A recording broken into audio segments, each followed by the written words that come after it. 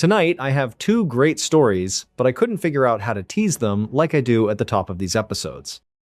I realized that what makes these stories special is that they're both great campfire stories. Two teenage girls named Rachel and Molly lived in a quiet, rural New York in the late 1990s. Best friends, they were inseparable and part of a large high school group that spent a lot of time together. Still, Rachel and Molly had a special bond within that larger circle. Two of them were often seen together, sharing secrets and navigating high school. Love of goth culture brought them together and bonded their group. High school goths had a distinct identity in the late 1990s and early 2000s. It meant wearing mostly black. Black nail polish, lipstick, and a deep black hair coloring. Celebrate all things dark and macabre. Others saw it as a philosophical exploration of life's darker side and a way to express their non-mainstream feelings. Many saw it as a fashion statement, a way to stand out and feel special. It was a distinct subculture in the late 1990s, and Rachel and Molly were fully committed to it. They liked the music, fashion, and atmosphere. A favorite hangout for Rachel, Molly, and their goth friends was the local cemetery. It was initially a joke, an ironic performance of their identity. Where else would the goth kids hang out than a cemetery? Their first few trips there were humorous because it felt too predictable. Odd thing happened. The cemetery was actually cool to hang out in. They were never bothered there in the peace. So it became their seat. It was their weekend hangout. The cemetery was usually visited at night by Rachel, Molly, and their friends. This maximized the dark, spooky atmosphere they were going for, leaning goth. A more important rule was that they always went together. Rachel and Molly were never alone. They always hung out with several of their friends. This had several causes. First, more people meant more energy and conversation, making it more fun. Though they loved it, the cemetery was creepy at night. Numbers provided safety. It felt less intimidating and more like their own park with a group. Rachel was home alone on a Friday night, bored, when the phone rang. Was Molly.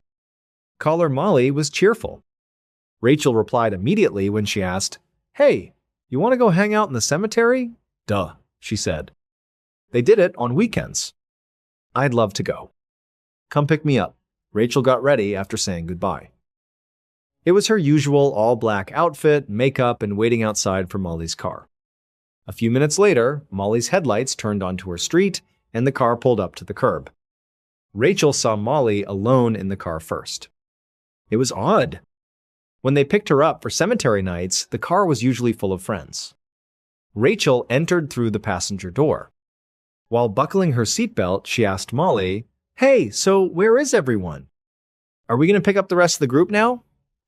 Molly dismissed her. "In fact, no," she said. "I tried calling everyone else, but they're all busy. Some are working, some are hungover from last night.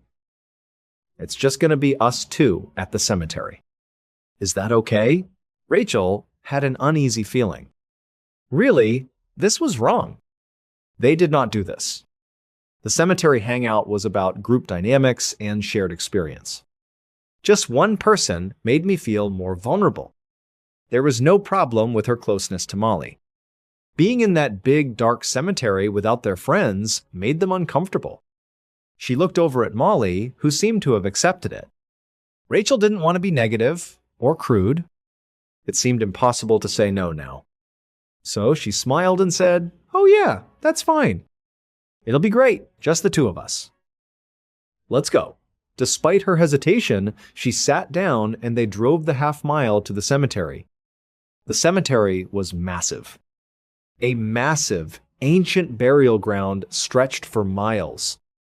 A massive, medieval-looking gate with a wrought iron archway spanned the entrance, greeted you as you approached. The archway made the gates look gothic and imposing, even though they were always open. After passing that arch, a single road ran straight down the cemetery from front to back, probably over a mile. That road divided the grounds into two huge parts, the right and left. Molly, Rachel, and their friends frequented the back left corner. Terrain was their reason for choosing that area. Left of the cemetery were rolling hills where plots were laid out. That back left corner had a natural depression, a shallow bowl with few tombstones. At the bottom of this depression was a large boulder and tree. This place fit them. Standing at the main gate and scanning the vast cemetery, anyone sitting in that depressed area would be hidden. Teenagers wanted to be hidden, so they were. It was their secret hideout. So Rachel and Molly drove through the grand gate and down that long straight road to the cemetery's back. The sun had set and it was growing dark. Although it wasn't pitch black, the light was fading fast. Nobody was around, as usual. This time of night, the cemetery was usually empty. Local university students occasionally hopped the fence on the opposite side of the cemetery from them. They sometimes lit a bonfire against the fence on that side. Sometimes they sneaked over and did it, even though it was illegal. But that was unusual. Most of the cemetery was empty except for college students. They parked at the end of the road and exited. They descended the gentle grassy slope from the road into their usual gathering spot, the depression. At the bottom, they leaned back against the tree trunk on the big rock by their usual spots. They smoked cigarettes and talked as usual. Rural New York goth teens in the 1990s did this. They chatted about boyfriends, school drama, and stories. Light faded from the sky, making it completely dark. Girls still enjoyed themselves. Rachel was thinking this was kind of nice. Not as scary as she expected. It was calm and comfortable, and she was spending time with her best friend. They noticed a new smell after a while. Smoke smelled distinct. The bonfire spot across the cemetery was now remembered by both. Even though it was far away, college students could have started a fire. First, they glanced over that way and saw nothing, but they'd been hanging out for a while. While they were down there, those kids could have hopped the fence and started a fire. They weren't bothered by the fire. On the other side of the huge cemetery, it didn't affect their work. Rachel and Molly knew from past experience that the police always arrived at bonfires there. Predestined. They were kicked out after the police made the kids put out their fire. To ensure no one was around after hours, they always swept the cemetery. Even if they weren't starting fires, Molly and Rachel would be expelled. Rachel and Molly looked at each other as they smelled the smoke and agreed. Leave now before the police arrive and force them to. Additionally, they had been there for a while and were ready to leave. Their timeline accelerated slightly. It was fine. They extinguished their cigarettes, gathered their belongings, and walked back up the hill to the car. As they climbed the hill, they expected to see their car parked on the road. They hoped to see the tiny flicker of the bonfire they were smelling across the cemetery. They didn't see a fire on the cemetery's other side when they reached the hilltop. Instead, to their right, maybe 100 meters away, was another depression and rolling hill that dipped out of sight. They saw flickering flames from that direction. The fire started in the depression next to their cemetery, not across it. This was odd. This side of the cemetery was empty when they arrived. The place was empty. Someone had arrived while they were there and started a fire nearby. Never before had they seen this.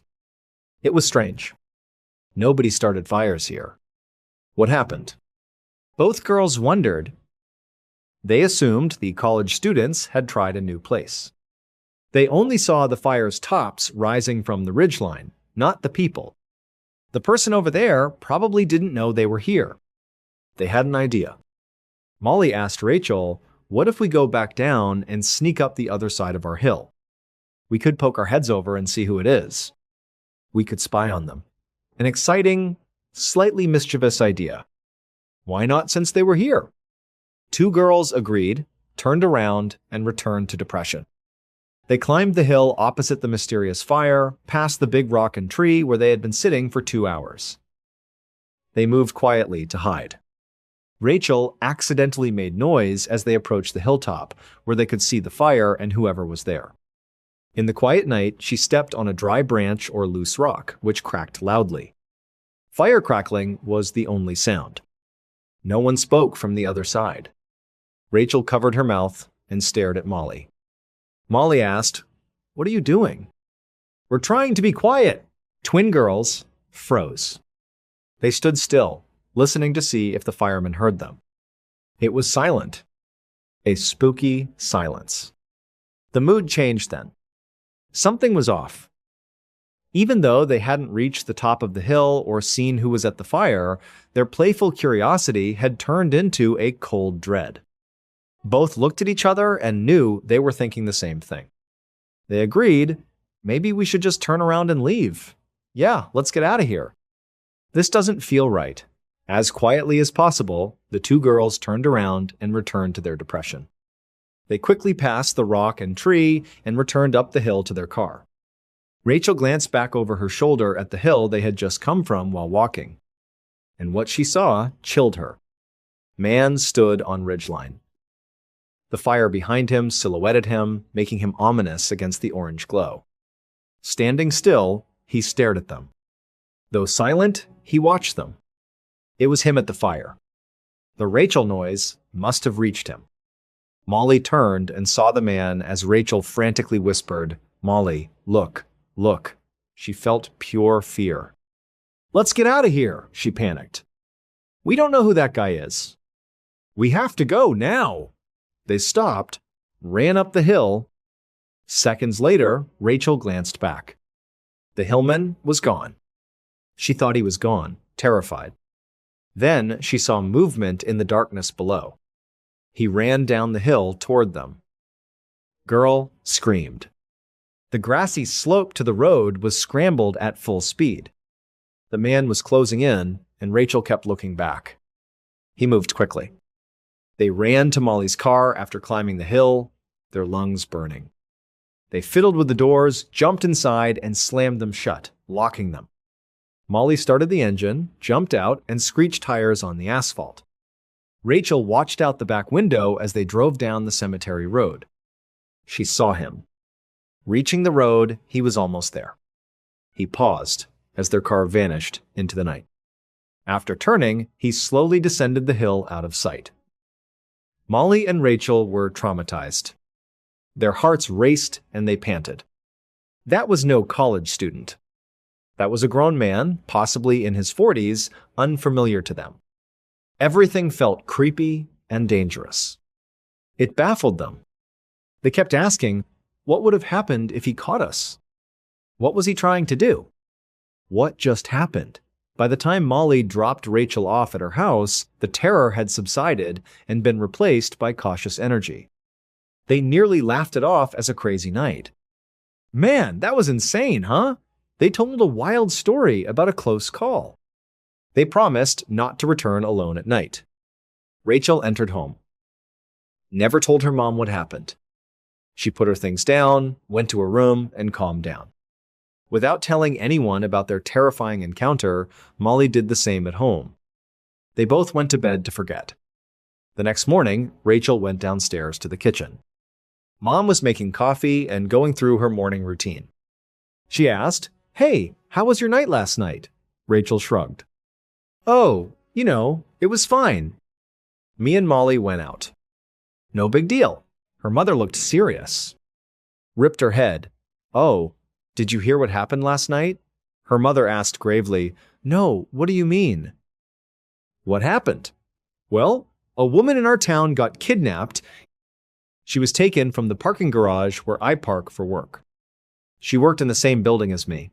Rachel's wide eyes. The mother of Rachel breathed deeply. "No. I mean, yes, they found her. But unfortunately, it was too late. When they found her, she was dead. And whoever kidnapped and killed her, they brought her body to the local cemetery last night. And they burned her in a huge bonfire." Her mom let the words sink in. "Whoever did it still hasn't been caught." Hearing this felt like the floor fell out from under Rachel. Her world fell apart. Now, everything from the night before made sense sickeningly. They smelled no college party bonfire. Mom mentioned that fire. A man chased them and was the killer. The murdered woman's body was likely in that fire. They were just 100 meters from a killer dumping his victim's body. Scary thought. They likely witnessed the killer set the fire and start this horrific act. What if that man caught them? Were they to continue spying on him over the hill without Rachel's noise, what would he have done to them? Rachel broke down and told her mom everything from the night before. Horror struck her mother. Rachel called Molly immediately to tell her what she had learned. Caller Molly went hysterical. They realized how close they were to disaster. They presented their case to the police. They best described the man, but it wasn't much. They feared the dark. All they knew was that he was average-sized and probably in his 40s. It wasn't specific. Fortunately, police caught the killer 48 hours later. Not because of the girl's description, but luck. Police saw the victim's car driving around town. Car stopped, and the driver was the killer. After arrest, he confessed. Not surprisingly, Rachel and Molly never saw that cemetery the same. They feel lucky when they think about that night. Rachel's accidental noise as they approached the fire may have saved them. One accidental sound made them pause, reconsider, and turn around to leave. That saved them because if they had crested that hill and met the killer, they may have both died in that bonfire. I served in the military before starting this channel and telling strange, dark, and mysterious stories online.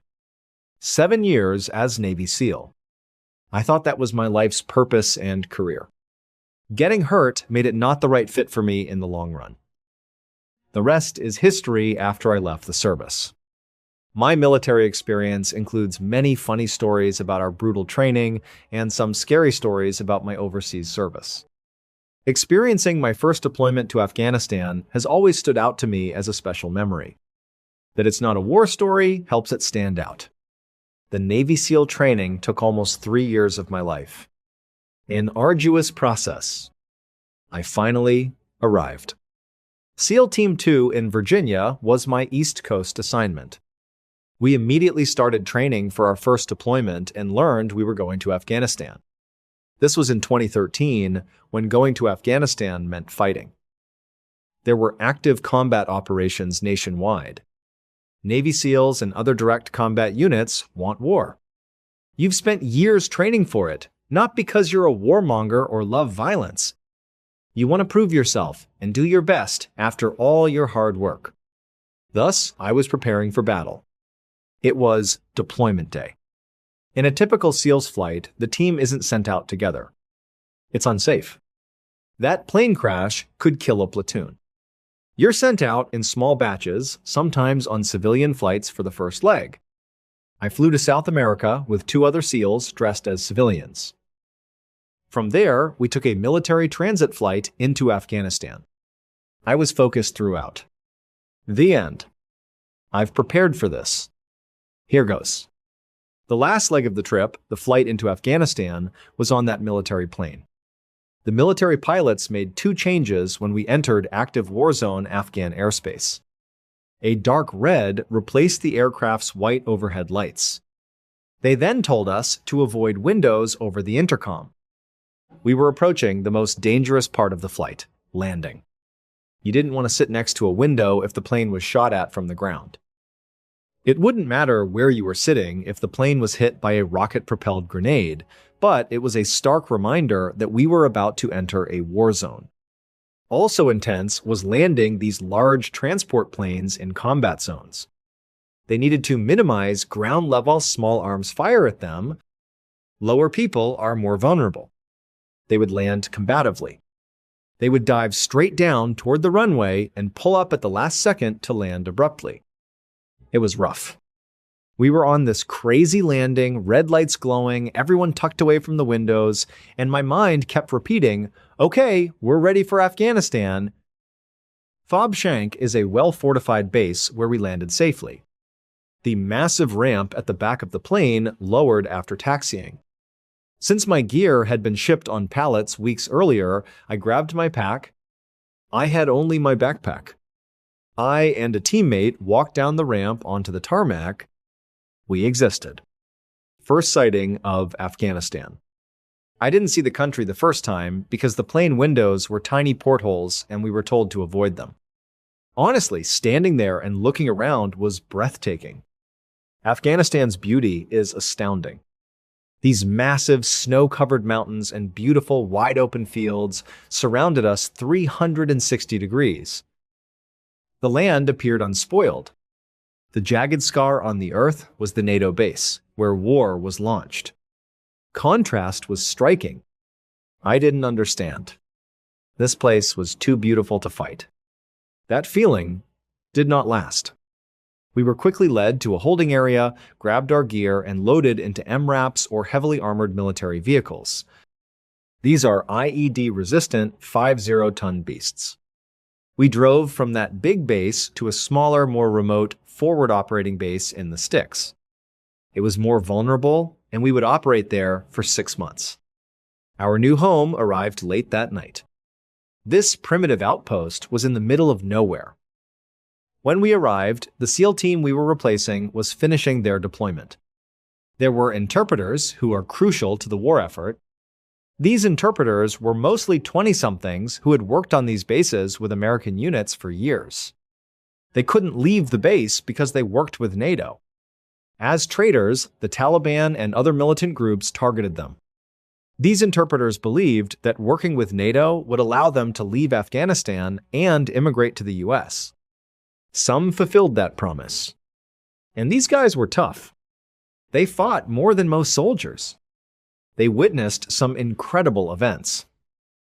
I met our partner force and interpreters right away because my platoon role involved working closely with them. SEAL Team 8, already there, was crazy. There had been 6 months of fighting. These huge men with massive beards seemed unconcerned about everything. My first night, I was super green. I met with one of our interpreters to learn the scope and expectations. We discussed possible operations and got to know each other. This 25 or 26-year-old interpreter leaned in and said, bro, and they all used American slang they picked up from being around young soldiers and Marines all day. He asked, bro, have you heard the story of what was in the cave in Kandahar? We were in a different province. I soon learned that local interpreters and soldiers had a persistent, almost legendary story about a giant, big humanoid creature that lived in a cave in Kandahar's mountains. Afghanistan has endless mountains and caves. Humans have probably never explored many of these caves in remote areas. Indeed, this interpreter was serious. He declared, bro, I'm telling you, it's real. There was a giant up in the caves in Kandahar. Have you heard about this? He seemed curious and wanted to know more. It planted a seed in my mind without further discussion that night. This interpreter, who had seen real combat and was not prone to fantasy, believed this weird story. The idea stuck. Many years later, I'm out of the military and writing strange, dark, and mysterious stories online. At the start of the channel, I was thinking about what stories to tell, and remembered the Kandahar giant. It seemed like a good idea to investigate what my interpreter was saying. I found this treasure trove of testimony from a specific group of Green Berets, a special forces team that had a very real and very strange encounter in Kandahar caves. One soldier, anonymously known as Mr. K, due to fear of repercussions for speaking out, gave shocking testimony about what they saw. I wanted to compile all the notes and tell my interpreter's story from years ago. I'll repeat that story tonight. An Army infantry unit patrolled Kandahar in 2002. Imagine huge, snow-covered peaks and deep valleys. In 2002, these patrols searched for Taliban hideouts and cave systems or enemy fighters in valleys below. These patrols were routine. Soldiers, regardless of branch, update their superiors while on patrol. Routine or not, most operations are planned. Everything is planned: when you arrive, how long you'll stay, your goals, when you leave, and how you'll leave. It's organized. This infantry unit patrolled routinely. However, their higher command lost contact with them mid-mission. A red flag was raised immediately. A unit's communications were sometimes lost. It's hard to send radio signals across huge mountain ranges with imperfect equipment. Usually, lost communications are recovered quickly. A long time passed without this unit's response. As the higher command debated whether to send a quick reaction force or air assets to find them, something even more alarming was noted. The unit went silent without calling a tick first. A tick troops in contact indicates a gunfight. This step is crucial. If you're shot, your command doesn't know. Call it in. A support system activates when you do. Air support, medical evacuation, and reinforcements may be needed. Someone on the ground yells tick, tick, tick into the radio when a firefight begins. Everyone is on alert to help. Soldiers call in ticks too quickly because they're like cheat codes for overwhelming support. An engagement of this magnitude rarely goes unreported. To have an entire unit go silent without calling in a tick was strange.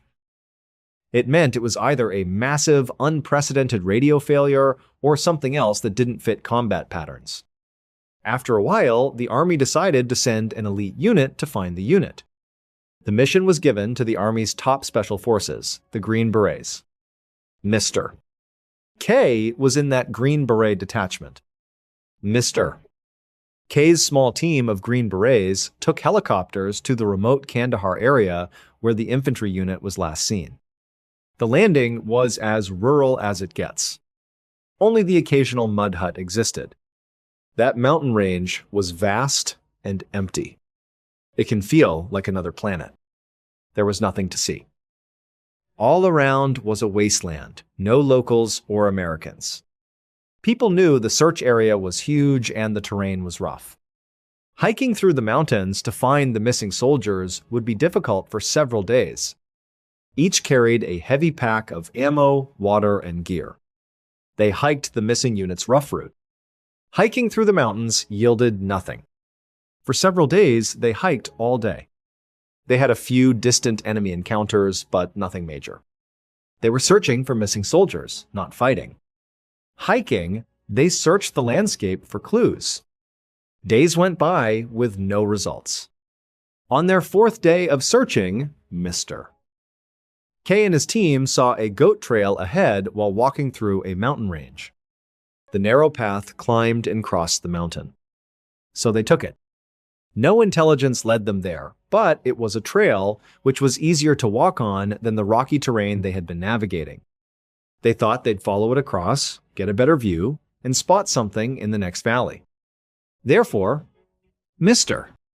K and the Green Berets started up the winding goat trail. As they walked, they saw plastic and metal fragments on the path. They were initially unidentified. While climbing, they realized these were military equipment fragments. Radios and other equipment from an American infantry unit were included. Their senses were primed. The men had rifles ready, including Mr. K. They climbed the trail more cautiously, knowing they were on the right track, but that they could face danger. On top of this mountain, what would they find? Bloody ambush grounds? Surviving unit members? Unaware. Evidence increased as they hiked. Large radios and military backpacks were found. They found uniforms with name tags and unit patches. They now knew the uniforms belonged to the unit they were looking for. They had found their first real lead, and it looked bad. They reached Trail's peak. Green Berets are the world's best trained soldiers. Regardless of how bizarre, their training would take over. They would have moved precisely and confidently, ready for anything. After climbing the trail, Mr. K and his team reached a flat plateau. 3 massive cave entrances opened up onto the plateau like front porch doors as the mountain rose above it. More military equipment was scattered on this plateau, but this time it was different. Some bones were human. Human bones were scattered. No one was here. If the missing unit were here, something terrible had happened to them. Green Berets set up defensive positions around the plateau immediately. It was imperative to clear those caves. Inside were survivors? The perpetrators were inside? To investigate, Mr. K and his shooting partner had to approach a cave entrance. The team supplied cover and watched all angles as they crossed the plateau silently. Mr. K entered with his partner. A huge opening could be walked into, but it was dark inside. It took a few steps into the cave for his eyes to adjust to the darkness. Trying to spot anything, he noticed a sheer drop inside the entrance. Cave floors fell into deep pits. Though he stopped in time, he couldn't see the bottom in the darkness. As he stood up, he saw movement in the cave's back, across the deep crevasse. On instinct, Mr. K raised his rifle to shoot. He was stopped by a huge spear, like a javelin, flying out of the darkness. Impaling his partner, Soldier Dan, sent him flying backward out of the cave entrance. The team witnessed it. A huge humanoid creature bounded out of the cave in seconds. It was 12 feet tall, with fiery red hair and beard. It wore animal skins and had 6 fingers and toes on each hand and foot. It jumped the crevasse and stormed the plateau. The Green Berets fired upon it as it ran out, likely to attack the team. In seconds, a hail of bullets killed the massive creature. What happened was beyond anyone's comprehension, but their training kicked in again. Then they rushed to Dan to treat him after the threat was gone and the caves were empty. Too late. He left. The team faced an impossible situation.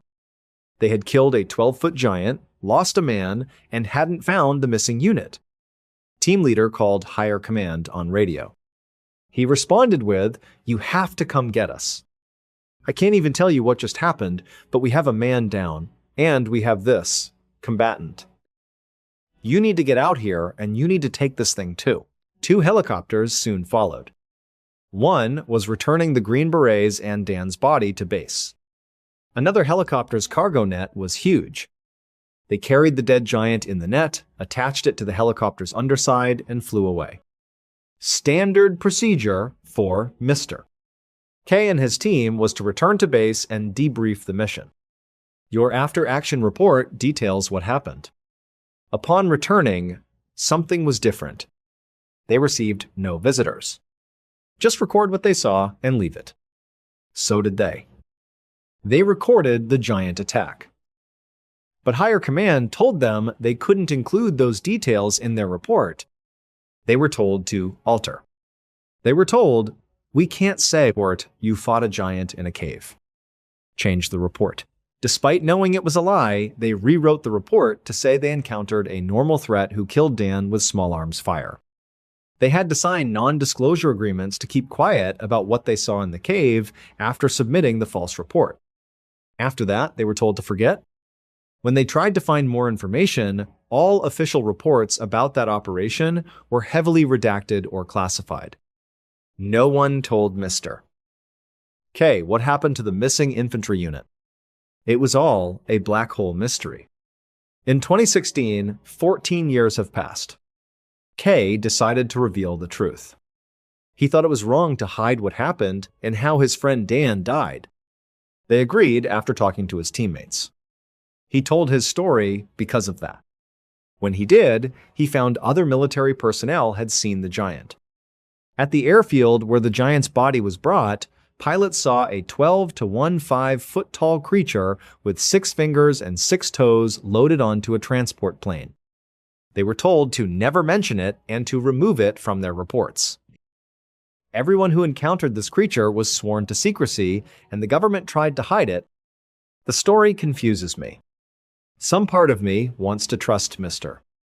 K and others.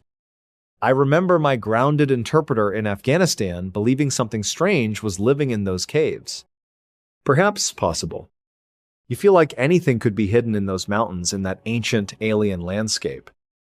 With an infantry unit still missing and a Green Beret who was killed in action, his team wants the truth about his death told. Government concealment seems obvious. They may be hiding something, but this story seems to have more to it. Much obliged for watching. Leave a comment on today's episode. We have a whole playlist of true crime episodes to binge from. Next time. Farewell. A woman called a moving company in New York and suddenly realized something was terribly wrong.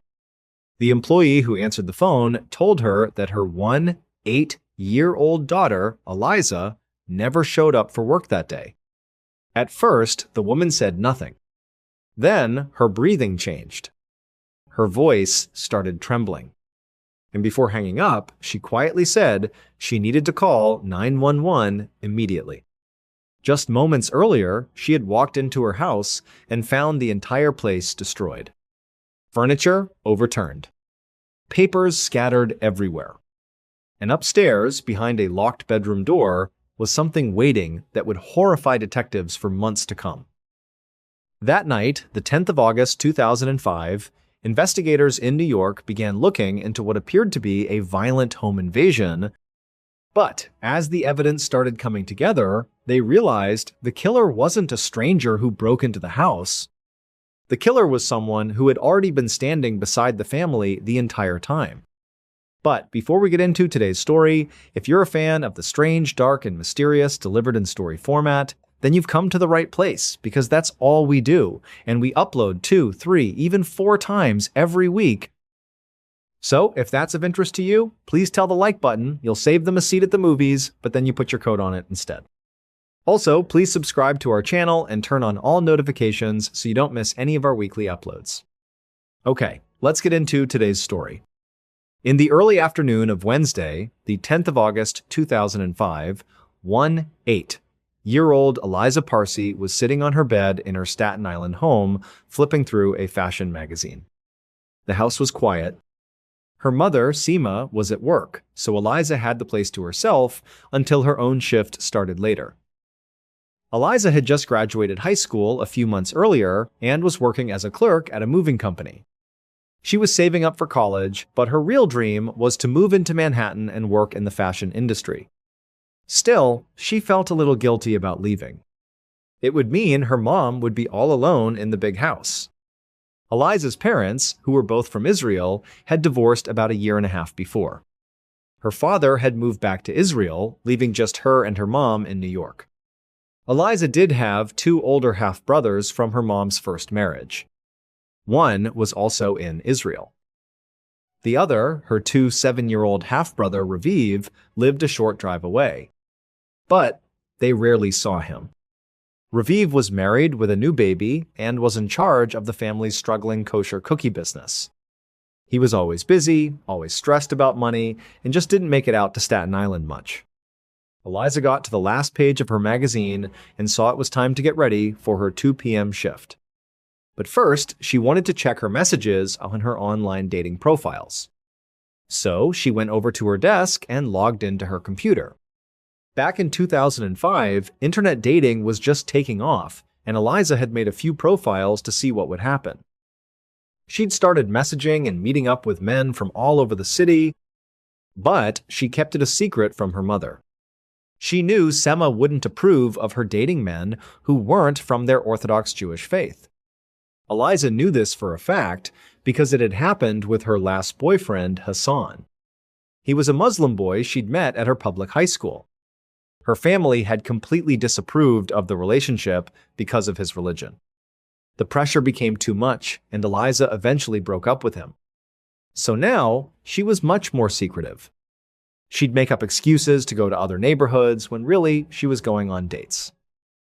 She had even started secretly bringing some of the guys back to her house, always sneaking them in through the back door when her mom was at work. Eliza saw a few new messages and replied to them. Then she headed into the bathroom to take a shower. A few minutes later, she turned off the water and heard a noise from outside the bathroom. She'd heard a landscaping crew next door earlier, but this was different. It was a weird banging sound. Thinking it might just be the landscapers next door, Eliza stepped out of the shower and wrapped a towel tightly around herself. Then, she slowly opened the bathroom door to see where the noise was coming from. But someone was already inside the house. That night, around 7:30 p.m., Eliza's mother, Seema, got home. She put her key in the front door, but it would only open a few inches. Something was blocking it. Confused, Sema shoved against the door until she could squeeze inside. The first thing she saw was that a heavy mirror had been propped against the door. Before she could process why, she turned on the lights and saw her living room was completely destroyed. Furniture was overturned, cabinets were open, and papers were everywhere. Sema immediately felt her heart start pounding. Someone had broken into the house. But then another thought hit her. Where was Eliza? Sema knew her daughter had been home. She started calling out her name, but there was no answer. She ran upstairs and saw that the door to Eliza's room was closed. She tried the handle, but it was locked. This was wrong. Eliza never locked her door. In a panic, Sema banged on the door, screaming Eliza's name. But there was only silence. She pulled out her phone and called the moving company. When Eliza's boss told her she'd never shown up for work, Sema's stomach dropped. With trembling hands, she hung up and dialed 911. About an hour later, Detective Michael Kenny of the NYPD arrived. The street was swarming with neighbors, and yellow crime scene tape was stretched across the front yard. He parked and walked to the house, where 2 patrol officers met him. They told him they'd responded to a robbery call, had to break down a locked bedroom door, and inside, they found the body of one 8-year-old Eliza Parsi. The officers said the whole house was torn apart, but they couldn't find any sign of a forced entry. They pointed to Sema, who was standing nearby with a young man. Kenny knew he'd have to talk to her, but first, he needed to see the scene for himself. Inside, the living room was a mess, but Kenny noticed that valuable items like the TV and stereo were sitting out in the open, untouched. That was unusual for a burglary. He went upstairs to Eliza's room. It was also ransacked. Clothes were everywhere, and the mattress was pulled off the bed, leaning against a wall. In the middle of the floor was Eliza's body. She was naked, with a towel bunched up underneath her. Kenny asked a crime scene tech if this was how they found her. The tech said no. When they first arrived, Eliza had been underneath the mattress with a pillow over her face. They had to move both to examine her. Kenny knelt down but couldn't see an obvious cause of death, no bullet or knife wounds. This suggested she might have been suffocated, maybe with that pillow.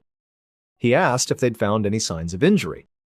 The tech pointed to a few tiny drops of blood on the towel. They were small and could have been old.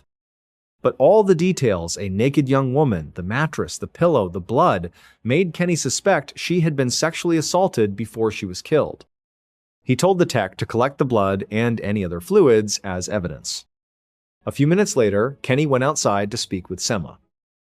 She was crying on the shoulder of a young man who immediately stepped forward when he saw Kenny. He demanded to know why they couldn't see Eliza and why the police weren't out arresting her killer. Kenny took a deep breath. This was clearly Eliza's brother, and his anger was understandable. Kenny calmly explained that to find the killer, he needed information, starting with where he and Sema had been that day. The man lowered his voice and introduced himself as Raviv. He and Sema both said they had been at work all day and had alibis. Kenny then asked if they knew anyone who would want to harm Eliza. He saw them exchange a knowing glance. Raviv immediately said Kenny should look into her ex-boyfriend Hassan. Sema added that just a few weeks ago, Eliza had woken up to find Hassan sitting at the end of her bed, just staring at her. She said it terrified Eliza, who had no idea how he'd gotten inside. Before Kenny could ask another question, Raviv suddenly started yelling at someone across the yard.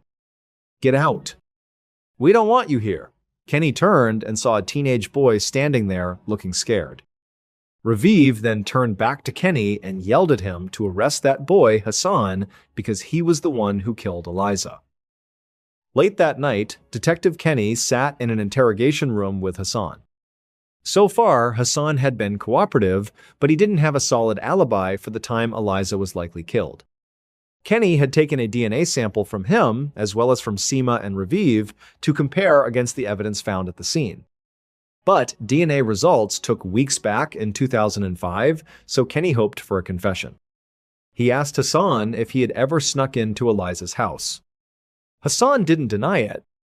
He admitted he had, but insisted he was just trying to talk to her to get back together. He said Eliza wasn't terrified, just annoyed, and told him to leave. Kenny noted the difference between Hassan's story and Seema's. He asked why Eliza's family disliked him so much.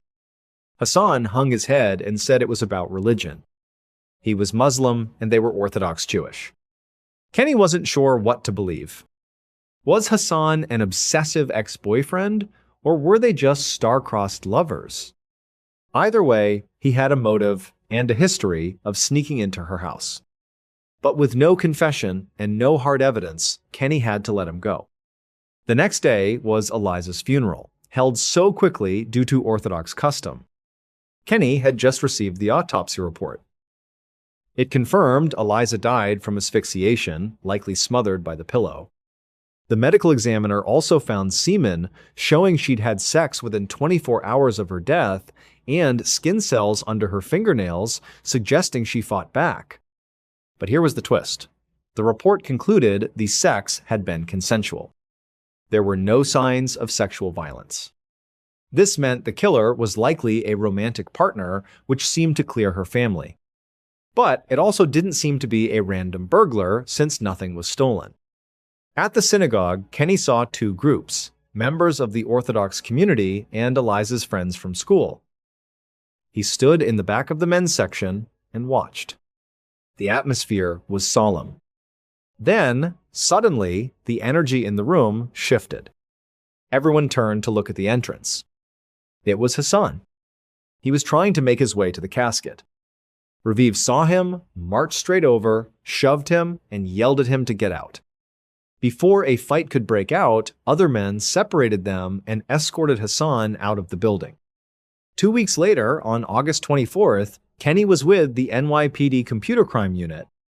Eliza's friends had told him about her secret online dating life. The IT specialists dug into her computer and found a message thread with a man named Jonathan. They were making plans to meet at her house for sex on August 9th, the day before she was killed. Eliza told him to come to her house while her mom was at work and that she'd leave the back door unlocked so he could sneak in.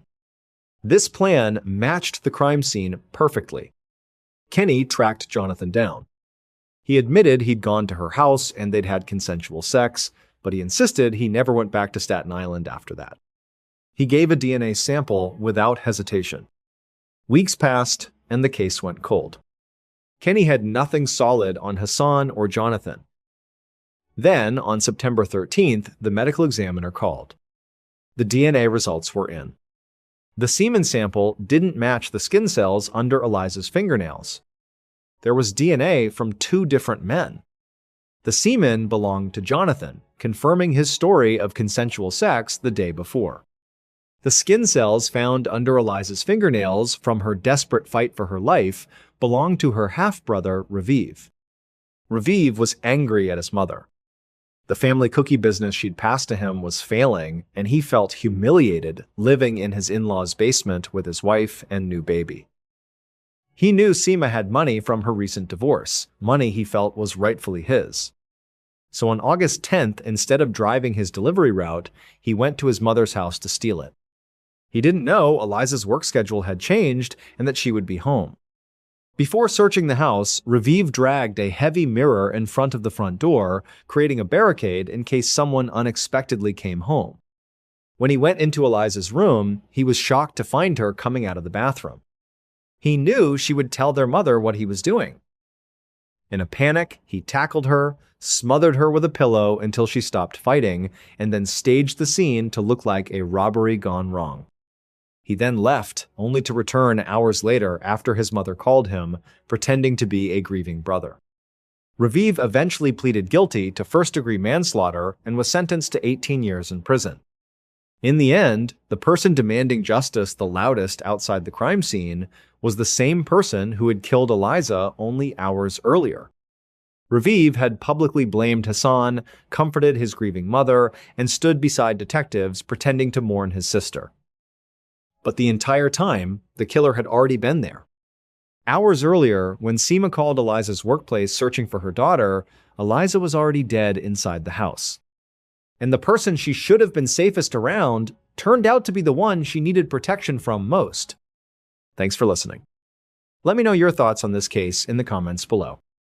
If you want to watch more true crime stories, check out the playlist linked on screen. Until next time. The Unsweating Man. The cold open is less than BR, is greater than, is less than BR, is greater than. On the sweltering afternoon of July 18th, paramedics in Southern California responded to a chaotic 911 call near mile 18 of an elite marathon qualifier. When they arrived, they found a 8-year-old man collapsed on the melting asphalt. The man was an Olympic hopeful, someone in peak physical condition, but as the medics rushed over and touched his skin, they physically recoiled. He was radiating heat like a cast iron stove. A medic quickly took his core temperature. It was 107.8 degrees Fahrenheit. His organs were actively shutting down. But there was one detail that completely baffled the first responders. It was 98 degrees outside. The man had just run 18 miles at a blistering pace, yet his skin was bone dry. There was not a single drop of sweat on him. He wasn't just having a severe heat stroke, he was somehow hermetically sealed, cooking from the inside out. And the terrifying truth is, the thing that was killing him wasn't the brutal weather. It was his own meticulous preparation. It was a fatal mistake he had made in his own bathroom just 3 hours earlier. Is less than BR is greater than. Is less than BR is greater than. The call to action is less than BR is greater than. Is less than BR is greater than. But before we get into the deeply disturbing details of this case, if you're a fan of the strange, dark, and mysterious, delivered in a grounded documentary style, please kindly invite the like button over to help you paint your living room, but when they arrive, hand them a single toothbrush and tell them to start on the baseboards. Is less than BR is greater than. Is less than BR is greater than. The normal world. Is less than BR is greater than. Is less than BR is greater than. Elias Vance was what you would call a total pro. At 28, he had spent the last decade of his life optimizing every single variable of his existence for one singular purpose: long-distance running. And honestly, Elias wasn't just disciplined, he was obsessive. If you walked into his sparse one-bedroom apartment, you wouldn't see much in the way of decoration. Instead, you'd see biometric spreadsheets taped to the drywall, expensive heart rate monitors charging on the kitchen counter right next to an open bag of stale coffee grounds, and a perfectly aligned row of running shoes squeaking against the linoleum. He was the kind of guy who would literally weigh his socks to make sure they weren't carrying extra moisture. Now, at this point in his career, Elias was on the absolute cusp of qualifying for the Olympic team. But to secure his spot, he had to dominate a highly publicized qualifying race in the high desert. He knew the heat was going to be the great equalizer. The human body can only take so much ambient temperature before biological functions begin to fail, so Elias spent weeks meticulously researching heat management. And this obsessive trait, which had brought him so much success, is exactly what set the stage for his downfall. At the time, his girlfriend Sarah thought his intense preparation was just business as usual. He was spending late nights on deep web athletic forums, reading up on experimental gear and marginal gains. Nothing seemed out of the ordinary. It was just Elias being Elias. Is less than BR is greater than is less than BR is greater than. The first disturbance is less than BR is greater than is less than BR is greater than. About a week before the race, the mailman dropped off a nondescript, heavy cardboard box on Elias's porch. It was from a boutique sports science laboratory that Elias had privately reached out to. Inside was a large, unmarked jar containing a prototype thermal barrier gel. The marketing packet claimed it was a revolutionary liquid skin, a microscopic polymer that you slather all over your body to completely block UV radiation, insulate against external ambient heat, and eliminate 100% of friction and chafing. Elias opened the jar. It had a strange, sterile smell, almost like industrial caulk, mixed with cheap sunscreen. He scooped a small amount onto his fingertips and rubbed it onto his forearm. Almost immediately, the gel hardened into an invisible, slightly glossy shell. He stood there, in his bathroom, just staring at it. It felt weirdly tight. When he ran his arm under the tap, the water didn't just beat up, it physically repelled off his skin, leaving it perfectly dry. Elias hesitated for a second. The tightness felt unnatural, almost suffocating on his arm. He flexed his wrist, feeling the artificial resistance. But he quickly rationalized it away. He figured the tightness just meant the seal was working. He was a professional. He was entirely used to physical discomfort. He wiped down the counter, left the jar right next to his toothbrush, and went to bed. At the time, this didn't seem strange, which actually mattered later because he had no way of knowing that this simple jar of experimental ointment was effectively a biological straitjacket. The morning of the race arrived. The air in the starting parking lot was already thick, stagnant, and oppressive. You could hear the distant, hollow clunking of porta-potty doors and the nervous, hushed chatter of runners adjusting their bib numbers. In the back of his rented SUV, away from the crowds, Elias stripped down. He opened the jar of the prototype gel, and because he was a man who believed in absolute, total optimization, he didn't just apply a thin layer to his legs. He spent 20 minutes methodically slathering the thick, unyielding polymer over every single inch of his body, his legs, his chest, his back, his neck. He completely sealed himself in. Suspense, escalation, is less than BR, is greater than, is less than BR, is greater than. The starting gun went off. And honestly, for the first 10 miles, Elias felt invincible. The pacing was perfect, his breathing was steady, and the ambient temperature was already climbing past 100 degrees. Around him, the other runners were visibly suffering. You could hear the heavy, rhythmic slapping of wet running shoes on the baking asphalt, see the dark, soaked patches on their shirts, and smell that sharp scent of hot tarmac and mass exertion. But Elias? Elias was completely dry. At first, he thought the gel was a miracle. The wind whipped past him, and the tight, invisible shell over his skin seemed to be doing exactly what the marketing packet promised, blocking the brutal external heat of the desert sun. He was cruising, is less than BR, is greater than, is less than BR, is greater than, but right around mile 14, something shifted. It wasn't a sudden, dramatic wall of pain. It was just a slow, creeping heaviness. A strange, deep-seated warmth blooming in the center of his chest. He shook his arms out, trying to loosen up, but that tight, suffocating feeling he had noticed in the bathroom the night before was back. Only now, it was everywhere. His heart rate monitor beeped, a sharp digital warning cutting through the quiet desert air. His pulse was spiking to 185 beats per minute, way too high for this stage of the race. He slowed his pace slightly, taking deep, gasping breaths, but the air felt thin, and the heat radiating from his own torso was becoming unbearable. Is less than BR, is greater than, is less than BR, is greater than, false explanation, is less than BR, is greater than, is less than BR, is greater than. At this point, you have to understand the mindset of an elite athlete. They are trained to rationalize physical agony. Elias didn't immediately panic or think about the experimental gel. He just figured he was hitting the proverbial wall early. It was 105 degrees outside after all. He assumed it was classic textbook dehydration. His brain told him that he had miscalculated his fluid intake and that the arid desert air was just wicking the sweat off his body faster than he could feel it. Is less than BR, is greater than is less than, BR is greater than. About a mile later, he saw the white canopy of an official medical and hydration tent shimmering in the heat haze. The setup was totally mundane, just folding tables, sticky puddles of spilled electrolyte drinks on the dirt, a few exhausted volunteers holding out paper cups, and a giant cooler of ice water. Elias stumbled toward it. His vision was starting to blur at the edges, a telltale sign of heat exhaustion. A medical volunteer asked if he wanted to sit down, noting how violently flushed his face was. Elias waved her off. He just needed to cool down his core temperature. He grabbed a massive, soaking wet sponge from one of the ice buckets, tilted his head back, and squeezed the freezing water directly over his head, neck, and chest.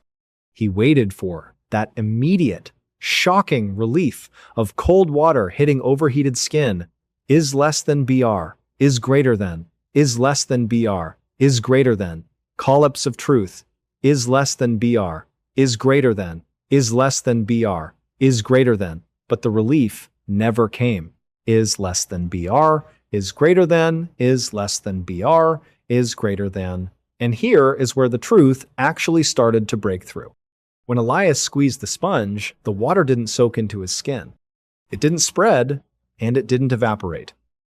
It literally hit the invisible polymer shell, beat it up like rain on a freshly waxed car, and rolled right off into the dirt. Elias stood there, his chest heaving, staring blankly at the wet spots on the dry desert ground. He dropped the sponge and reached a trembling hand up to wipe the sweat from his forehead. Is less than BR is greater than, is less than BR is greater than, but there was no sweat. Is less than BR is greater than, is less than BR is greater than. He dragged his fingers hard across his cheek, then his neck, then his chest. His skin was bone dry. In fact, it was glossy, tightly sealed, and incredibly hot to the touch, like touching the metal door of a baking oven. The horrifying realization hit him all at once, shattering the dehydration theory. Is less than BR, is greater than, is less than BR, is greater than. He wasn't dehydrated. His hydration pack was still half full. Is less than BR, is greater than, is less than BR, is greater than. The human body survives extreme heat through a very specific biological function, evaporation. We sweat, the moisture hits the air, and it cools our blood, which in turn cools our internal organs. It's the only way we don't literally boil alive. Elias hadn't stopped sweating because he was out of fluids. He had stopped sweating because the liquid skin he had meticulously painted over every inch of his body was absolutely impermeable. He had physically glued his own pores shut. For the last 2 hours, running under a blistering sun, his body had been desperately trying to vent heat. But it couldn't. He had effectively wrapped himself in microscopic cling wrap. He wasn't just overheating from the desert sun, he was trapped inside a sealed biological pressure cooker, and he was cooking himself from the inside out. The reveal, the twist, and honestly, trying to imagine the sheer claustrophobic terror Elias must have felt in that specific moment is almost impossible. He stood there at the edge of the hydration station, staring down at his arms. He started dragging his fingernails across his forearms, digging in hard, trying to scratch off the invisible layer of polymer. But his nails just slid uselessly over the smooth synthetic barrier. He was panting heavily now, taking short, shallow gasps. He stumbled backward, his legs suddenly entirely devoid of strength, and collapsed hard into the dry dirt, kicking up a small cloud of dust. At first, the medical volunteers, mostly off-duty nurses and local college kids, didn't panic. They had seen heat exhaustion 100 times. A couple of them jogged over, grabbed him by the armpits, and dragged him into the shade of the main medical tent.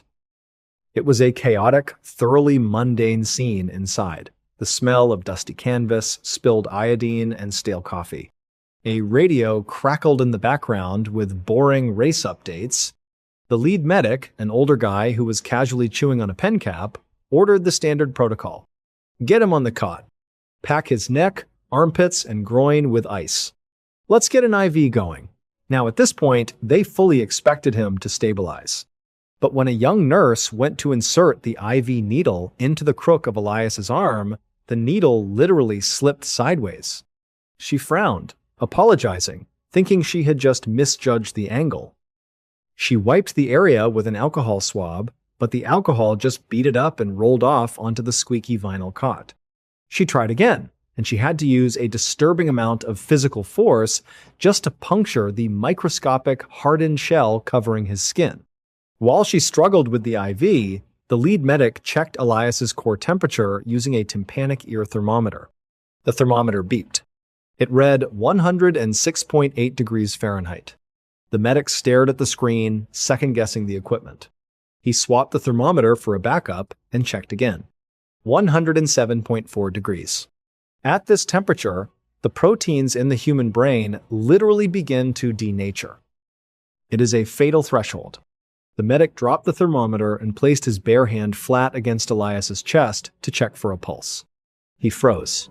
Elias was radiating an unnatural burning heat, but his skin was completely impossibly dry. It felt like touching the hood of a car that had been sitting in a sweltering parking lot all day. "Why isn't he sweating?"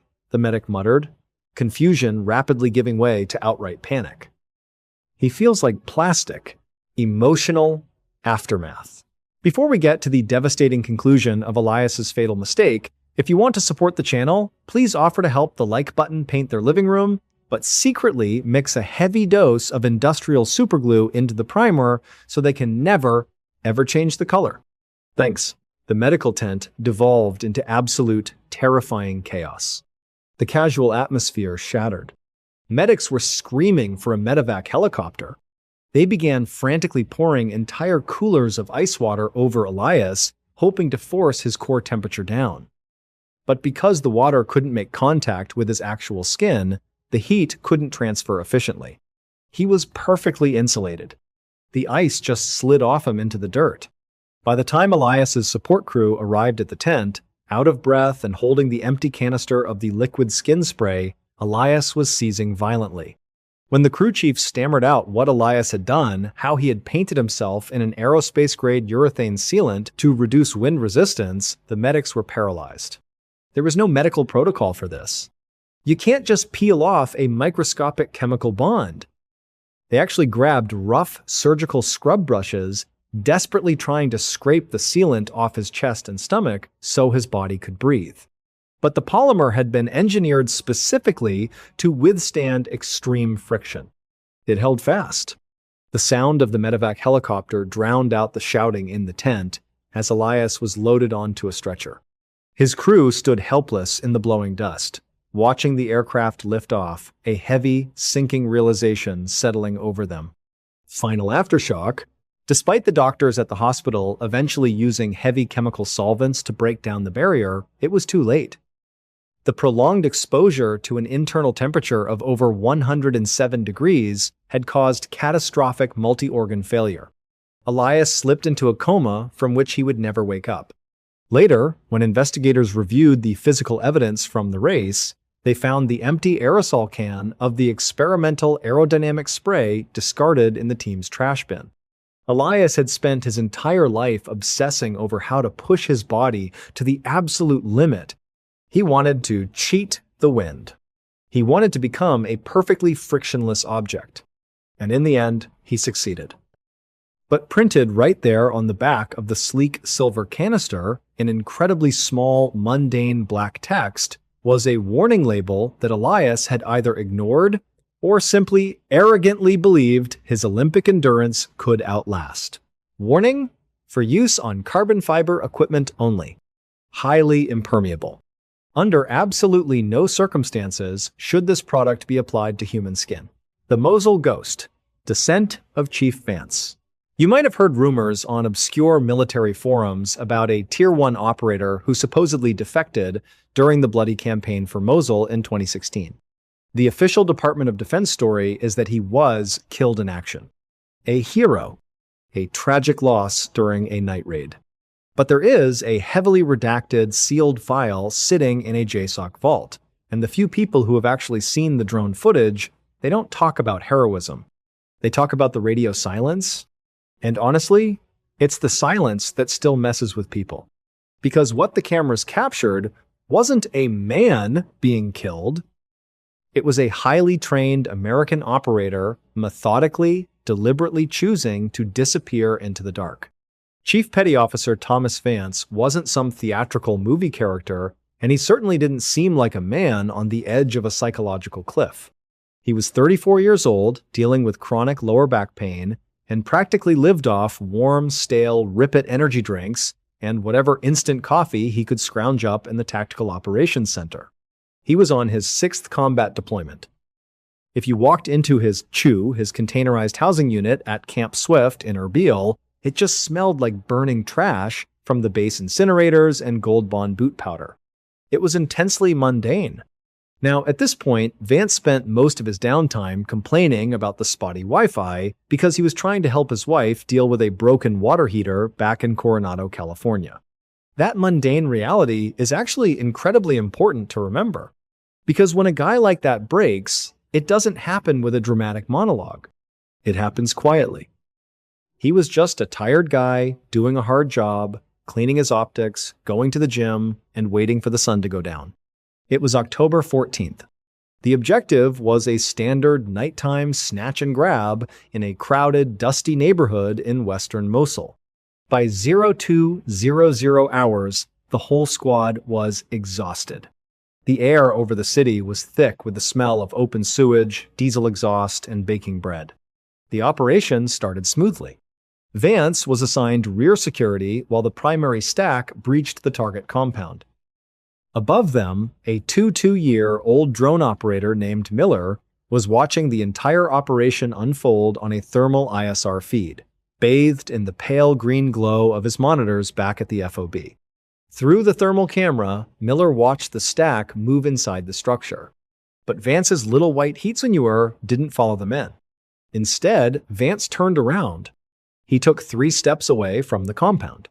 Then 10. At first, Miller didn't panic. He just leaned forward in his squeaky desk chair. He keyed his mic. "Chief, you tracking a squirter in the alley?" No response. Just the low, hissing static of the comms. At the time, this didn't seem strange. Iraqi concrete is incredibly thick, the local infrastructure is a mess, and encrypted radios drop their signal constantly. Miller figured Vance was just repositioning for a better angle, playing the seasoned veteran holding the perimeter. Miller's finger hovered over the push-to-talk button. He hesitated. You have to understand the culture. You don't just interrupt a Tier 1 element mid-breach unless it's a confirmed life-or-death emergency. You don't want to be the junior analyst crying wolf over a dropped radio signal. So, Miller justified the anomaly. He rationalized the creeping feeling of unease right out of his gut. Miller took a sip of his lukewarm coffee and decided to wait. He gave it 60 seconds. But in those 60 seconds, the thermal camera captured something impossible. Vance stopped walking. He reached up to his shoulder, unclipped his infrared strobe, the only piece of technology identifying him to friendly forces and aircraft in the pitch-black city, and dropped it in the dirt. And then, leaving his squad behind, Thomas Vance just kept walking into the dark maze of Mosul. Alone. It took exactly 9 minutes for the primary stack to clear the target compound, and honestly, 9 minutes is an eternity in close-quarters battle. When the team leader stepped back out into the dusty courtyard, his adrenaline was still spiking, his uniform plastered to his back with sweat. He keyed his mic. "Vance, hold on the gate. We are egressing." Nothing. Just the flat, dead hiss of an empty channel. He tried again. "Vance, radio check." Still nothing. The team pushed out to the perimeter wall, weapons up, scanning the dark. They found nothing but the acrid smell of burning trash and the blinking rhythmic pulse of Vance's dropped infrared strobe lying uselessly in the dirt. Back at the Tactical Operations Center, the TOC, the air instantly sucked out of the room. You have to understand the environment in these places. It's usually a steady, boring hum of air conditioners and low, tired chatter. But when a Tier 1 operator goes missing on the grid, that room freezes. Miller, the 22-year-old drone operator, felt his stomach drop. His mouth went completely dry. He leaned into his microphone, his voice cracking just a fraction. "Command, be advised." Chief walked off. For a few seconds, nobody even processed what he said. The watch officer, a seasoned major who had seen a lot of bad nights, just stared at Miller's screen. "What do you mean, walked off? Is he pursuing a squirter?" "Negative, sir," Miller replied, pulling up the recorded thermal footage. He just left. Now, at this point, the panic hadn't fully mutated into horror. At least, not yet. Because guys like Thomas Vance don't just abandon their team in the middle of a war zone. It doesn't happen. So, human nature kicked in. The command desperately needed this to make sense, and they quickly found a way to rationalize it. Within 20 minutes, an entire quick reaction force was spun up. Black Hawks were practically vibrating on the tarmac, and armored striker units were tearing out of the gates, chewing up the asphalt. The prevailing theory, the one that kept everyone from losing their minds, was medical. Just 3 weeks prior, Vance's element had been dangerously close to a complex IED ambush. He had been complaining of severe migraines ever since. Traumatic brain injuries are incredibly common in that line of work, and they are weird. Sometimes a guy seems perfectly fine, and then days later, the brain swells, and they just slip into a confused, dissociative fugue state. Command built the narrative instantly. Vance's brain had essentially short-circuited. He got disoriented, wandered away from the compound in a daze, and was likely snatched up by opportunistic local insurgents before he realized where he was. It was a terrifying thought, a hostage situation, but it was a military times problem. It was a problem they knew how to solve. They just had to find the insurgents who took him. They blanketed the grid, kicking down doors, looking for any sign of a struggle, any drag marks in the dirt, any blood. They were so fiercely convinced they were looking for a captive. But the reality of Mosul at 3 a.m. didn't care about their theory. About 4 hours into the massive manhunt, just as the sky was turning a bruised, dirty purple, a squad of Army Rangers was clearing a dilapidated, 3-story apartment block about 2 miles from the initial objective. In a tiny, foul-smelling utility closet behind a rusted-out washing machine, they found Vance's gear. His heavy ceramic body armor, his high-cut helmet, his night vision goggles, his primary rifle, all of it. But the gear hadn't been ripped off in a chaotic struggle. It was neatly, meticulously folded and stacked.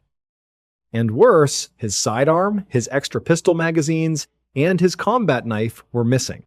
Back in the TOC, Miller was hyper-focusing on the raw thermal footage from the initial breach. He couldn't shake the feeling that he'd missed something in that 60-second window when Vance walked away. He played it back, slowing the feed down to half speed, ignoring the frantic shouting of the officers pacing behind him. He zoomed in on Vance's pixelated white heat signature right before he dropped the strobe. And there it was. The moment the false reality completely shattered. Vance hadn't just unclipped the strobe in a confused daze. Miller watched, cold dread radiating through his chest, as Vance's hands moved with practiced, deliberate precision. The thermal bloomed white as Vance removed the encrypted radio from his vest. He didn't drop it. He took the battery out, placed it in his pocket, and then placed the dead radio on the ground. Then he took his GPS tracker and crushed it under the heel of his boot. He wasn't concussed. He wasn't captured. Thomas Vance had systematically blinded the most powerful military in the world. He was a ghost, armed with a suppressed pistol and a knife, moving with terrifying purpose through an enemy city. And nobody had any idea who he was hunting. And honestly, this is the part of the night where the panic in the TOC shifted from a frantic, high-energy rescue operation into something much darker. Something quiet. Now, at this point, you have to put yourself in Miller's shoes. You're watching a screen surrounded by empty coffee cups and half-eaten protein bars, realizing that one of your most trusted guys just engineered a masterclass in deception. And the terrifying question wasn't times where he was going, it was times why. They assumed Vance was hunting an insurgent leader, a rogue vendetta. But the reality of what happened didn't come from the chaotic streets of Mosul. It came from a secure, heavily fortified, air-conditioned JSOC annex about 4 miles away. At 4:15 a.m., the radio crackled. It wasn't the assault element. It was a panicked supply clerk back at the annex. They had found Tariq. Tariq was a high-level Iraqi informant. He was essentially untouchable, living in absolute luxury inside the wire because he provided the coordinates for nearly every major strike JSOC was running. But Tariq had a rumor attached to him, a persistent, messy rumor that he was playing both sides, feeding routes to insurgents to keep his own tribal standing intact. 3 months prior, a roadside bomb had decimated a ranger convoy based on one of Tariq's safe routes. Vance's younger brother had been Tillman in the lead vehicle. Command had investigated. They cleared Tariq. They said the intelligence was just faulty. Vance didn't believe them. When the military police locked down Tariq's quarters, there was no sign of a struggle. Tariq was dead on his mattress, his throat cleanly and professionally cut. The AC unit was rattling in the window, blowing cold air over the pooling blood on the cheap linoleum. But the detail that made Miller's blood run cold, the thing that proved just how calculating Vance had become, was what they found resting on Tariq's chest. It was a cheap, prepaid burner phone. It was plugged into a portable charger, ensuring it wouldn't die, and the screen was set to never turn off. On the glowing screen was a drafted text message locked in Tariq's outbox, addressed to a known insurgent cell. It contained the exact grid coordinates and the exact timing of the SEAL raid Vance was supposed to be on that very night. Vance hadn't just gone rogue to get revenge. He used the entire multi-million-dollar JSOC operation. He used his own teammates, risking their lives in a live combat drop as a smokescreen to draw security away from the annex and as the ultimate proof of Tariq's treason. The aftermath of something like this, it isn't cinematic. There's no grand shootout or heroic standoff. It's just a deeply uncomfortable, messy, bureaucratic nightmare. Miller sat in a freezing debriefing room for 14 hours straight. He remembers the stale smell of ozone and stress sweat and the buzzing of the fluorescent lights overhead that just dug into his skull. Men in very expensive suits with no name tags came in and out, asking the same questions, trying to find a narrative they could control.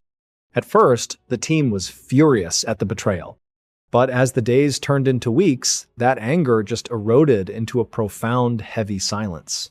Vance had looked them all in the eye, joked with them on the tarmac, knowing full well he was about to use them as decoys.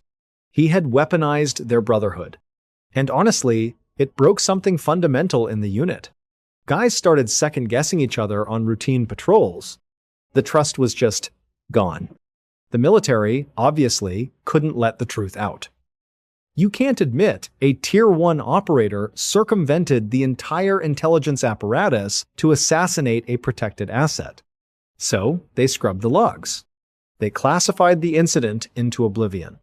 Thomas Vance was officially listed as KIA, a tragic casualty of a chaotic night raid, his body tragically unrecoverable. Miller signed a stack of non-disclosure agreements thick enough to stop a bullet, packed up his locker, and eventually quietly retired. For years, that was the end of it. A ghost story buried under black ink. Miller moved on. He got a job in private logistics, bought a house in the suburbs of San Diego, tried to forget the feeling of that humid Mosul night.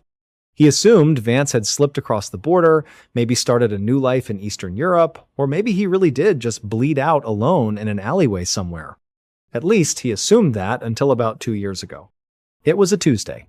Miller was watching the local news while sorting through junk mail.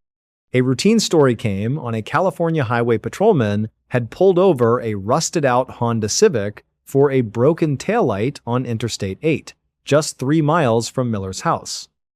The driver, a low-level gang member, bolted into the desert and dropped a weapon. The police recovered the gun. It was a standard 9mm pistol bought at a local pawn shop. The serial numbers were completely filed off. But when the ATF ran the weapon's internal firing pin, microstamping the tiny, unique imprint a gun leaves on a bullet casing, when fired, it tripped an immediate, highly classified red flag in a federal database. The system didn't flag it as stolen. It flagged it as property of the United States Naval Special Warfare Command. It was Vance's missing sidearm. Miller remembers standing in his living room, the mail slipping out of his hands, staring at the television as the anchor moved on to the weather report. The realization didn't hit him with a bang, but with a slow, suffocating dread. Vance didn't vanish into the Middle East. He didn't die in the dirt. He smuggled himself back into the country. He sold his weapon right under their noses. And for over a decade, the ghost of Mosul hasn't been hiding in Iraq. He's been living in Miller's time zone, and he has never, ever reached out. The red cart, a gruesome discovery at Target. Picture a Target parking lot, the giant glowing red bullseye, endless black asphalt shimmering in the summer heat, families loading paper towels and iced coffees into minivans. It feels safe, predictable, almost boring. But on a blistering Tuesday afternoon in late August, that illusion shattered completely. Because in the farthest corner of the lot, where the security cameras dissolve into grainy static, a teenage cart attendant found something so horrifying that seasoned homicide detectives later admitted they could barely sleep after seeing it. Let's rewind. August 14th. The temperature hovered around 96 degrees, with suffocating Midwest humidity pressing down like a wet blanket. We're in an upper-middle-class suburb outside Columbus, Ohio. Josh, 17 years old, was halfway through a miserable summer shift collecting shopping carts. Sweat soaked through his red polo shirt. One earbud played a podcast while he shoved long rows of wobbling carts across melting asphalt. He wasn't looking for trouble. He was just waiting for 4 p.m. so he could go home, sit under blasting air conditioning, and forget about the tar sticking to his sneakers. Target parking lots are enormous. Most customers fight for spots close to the automatic doors, leaving the outer sections nearly abandoned. So when Josh pushed a line of carts toward the last cart corral, he noticed a silver 2008 Nissan Altima parked alone in Section F near the tree line bordering the interstate. The windows were deeply tinted. A reflective sunshade covered the windshield. At first, it seemed normal enough. Maybe an employee car, maybe someone sleeping during a lunch break. But as Josh moved closer, the heat rising from the pavement carried something else, a smell. If you've ever passed roadkill baking on the side of a highway, you know the odor is bad. This was worse. Thick, sweet, metallic. The kind of smell that instantly triggers panic somewhere deep in your nervous system. Josh gagged immediately. He dropped the cart strap and pulled his shirt collar over his nose as he stepped closer. That's when he noticed the flies. Hundreds of them swarming frantically around the seams of the trunk. Then he looked down. A dark, viscous liquid was slowly pooling beneath the rear bumper, spreading across the hot pavement. Josh didn't touch the car. He didn't knock on the window. He stumbled backward, nearly tripping over the curb, and called his shift manager. Dave had worked retail for 15 years. He'd dealt with shoplifters, parking lot fights, and Black Friday stampedes. But the second he walked into Section F and caught the smell drifting through the heat, his expression changed instantly. He didn't say a word. He grabbed his radio, told customer service to block off the rear half of the parking lot, and dialed 911. Within minutes, the normal suburban atmosphere collapsed into chaos. Police cruisers rolled into the lot, their silent flashing lights reflecting off the giant red Target sign. At that point, the responding officers were desperately hoping for what they called a freezer meat scenario. As bizarre as it sounds, it happens surprisingly often in rural areas. Hunters transport deer or bulk meat in car trunks. Vehicles get abandoned. The meat rots in summer heat until fluids leak everywhere. Officer Reynolds, a 10-year veteran, tried reassuring his rookie partner. "Probably just a dumped deer," he muttered while wiping sweat from his forehead. And honestly, at that moment, it made sense. Your brain wants a logical explanation when you're staring at biological fluid leaking from a trunk in broad daylight. You need it to be an animal. Then, dispatch ran the VIN number through the windshield. The plates had already been removed. That was the first major red flag. A minute later, the radio crackled back. The Nissan Altima had been reported stolen from Cleveland 3 weeks earlier. Everything changed instantly. Now, it was a crime scene. Reynolds retrieved a pry bar from the cruiser while the rookie officer secured the area with yellow tape. The metallic crack of the trunk latch echoed sharply across the parking lot, and then the pressure released. Superheated gas exploded outward, carrying a smell so overwhelming that the rookie officer immediately turned away and vomited onto the gravel. Decomposition inside sealed summer heat doesn't just smell bad, it invades you, it coats your throat, your lungs, your clothes. Inside the trunk sat a massive shape wrapped tightly in translucent plastic sheeting and layers of silver duct tape. Reynolds pulled on nitrile gloves and crouched closer. He still hoped it was an animal. He cut a slow 6-inch slit through the plastic with his pocket knife, then peeled it back. The dead deer theory vanished instantly, because underneath the plastic was a human arm, pale, rigid, but something about it made no sense. The arm looked clean, almost surgically cleaned, which completely contradicted the state of decomposition leaking from the vehicle. Then, Reynolds noticed something tucked carefully beneath the duct tape around the wrist. A pristine white envelope, perfectly dry, untouched by the decay surrounding it. Written across the front in elegant cursive was a single word: Charlie. Think about how surreal that is. 100 yards away, shoppers were buying diapers, iced coffees, and school supplies, while automatic doors chimed cheerfully open and shut. And here, near the tree line, a nightmare was being unwrapped. At this point, protocol slowed everything down. Reynolds used sterile tweezers to lift the envelope. Inside was a glossy Polaroid photograph and a small cardstock tag. The cardstock came first. It was a hospital bassinet card, the kind attached to newborn cribs in maternity wards, pink and blue border, black handwritten ink. Name: Charlie. Date: 2 days earlier. Weight: 7 pounds, 4 ounces. The entire atmosphere around the car changed instantly. Reynolds carefully peeled more duct tape away from the victim's wrist. There it was, a hospital identification bracelet still fastened around the arm. The killer hadn't cleaned the body to destroy evidence. He cleaned the wrist so he could place the bracelet back on. Then came the photograph. Reynolds stared at it silently for several seconds before walking away from the trunk and bracing himself against the gravel shoulder, trying not to collapse. The victim was identified as 6-year-old Sarah Jenkins, owner of the Nissan Altima, reported missing from Cleveland 3 weeks earlier, 8.5 months pregnant.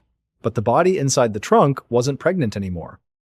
The killer had abducted Sarah, held her somewhere for weeks, waited until she gave birth, then murdered her afterward, and finally drove her body to a suburban Target parking lot filled with families and young mothers, just to leave behind a twisted birth announcement. By late afternoon, the parking lot looked unreal. Crime scene tape stretched across rows of asphalt while red and blue lights flashed against the cheerful Target logo. Shoppers continued pushing carts nearby, completely unaware of the horror sitting yards away. The rookie officer had to be sent home after suffering a panic attack. He had a 6-month-old daughter himself and couldn't stop shaking. Even veteran investigators struggled with the emotional weight of the scene. Every ordinary object inside the car felt cruelly personal. Fast food wrappers, a stale coffee cup, receipts from grocery stores, fragments of a life interrupted. But the final detail is the one Detective Reynolds later admitted still haunted him years afterward.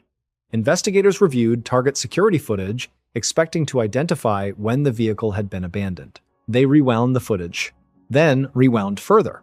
The Altima hadn't arrived that day. It had been sitting in that exact parking space for over 2 weeks. People parked beside it, children walked past it, shopping carts bumped into it. So how did the perfectly clean envelope appear on the body only hours before discovery? They fast-forwarded the footage to that same morning, 10:14 a.m. A man in a gray hoodie walked casually across the parking lot carrying a baby carrier covered by a light blanket. He approached the Altima using a key, opened the trunk. Even through the security footage, heat distortion rippled visibly from inside. The man leaned into the trunk for several minutes. Investigators later determined he had cleaned the victim's wrist and placed the envelope there himself. Then, before closing the trunk, he stepped backward, holding the baby carrier carefully against his chest. For 5 long seconds, he tilted the carrier toward the open trunk, like he was showing the baby its mother one final time. Then, he shut the trunk, turned, and disappeared into the endless suburban sprawl, carrying baby Charlie with him.